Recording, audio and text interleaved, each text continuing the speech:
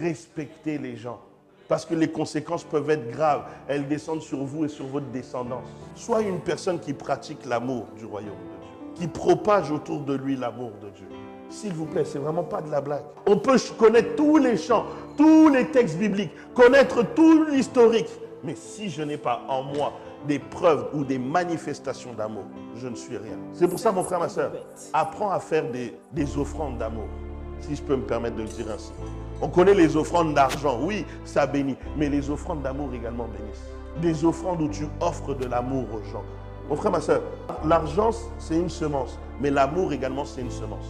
Et je t'assure que les deux rapportent. Dernier petit témoignage. Un jour, au travail, j'ai aidé une personne qui était en intérim, une sorte d'intérim, voilà. Et il est venu pour aider pendant 2 mois. Et il avait un fort accent gabonais. Et donc, ça fait que tous ceux qui étaient là n'aimaient pas trop parler avec lui. Il se moquait un peu de son accent. Et moi, j'ai pris l'habitude, je l'ai pris sous mon aile, j'ai travaillé avec lui pendant 2 mois et je l'ai aidé dans toutes les tâches qu'il devait faire. Finalement, on s'est perdu de vue, il a fini son contrat d'intérim, il est parti. Quelques années plus tard, 5-6 ans plus tard, il me rappelle, est-ce qu'on peut se voir? Je dis oui, il n'y a pas de souci. On sortait d'église, on s'est vu sur Paris vers 22h, il m'appelle. Il me dit, je suis dans la voiture qui est là, rentre dedans. Je trouvais ça un peu bizarre. Je rentre dans la voiture.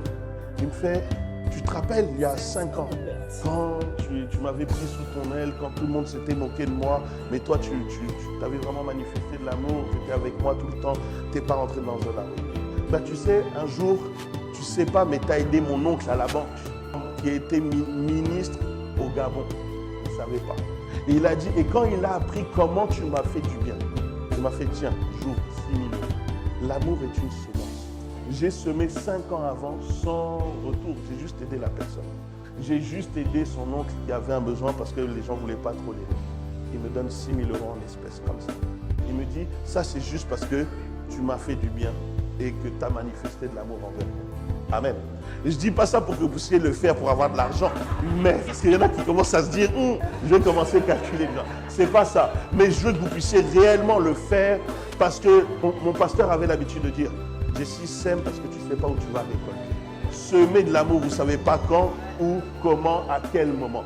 Et c'est arrivé à une période où je m'y attendais le moins, où c'était une période compliquée pour moi et que quelqu'un, juste parce que tu as manifesté de l'amour, te donne 6 000 €. Quand je suis rentré dans la voiture, elle me dit, mais t'es allé faire quoi?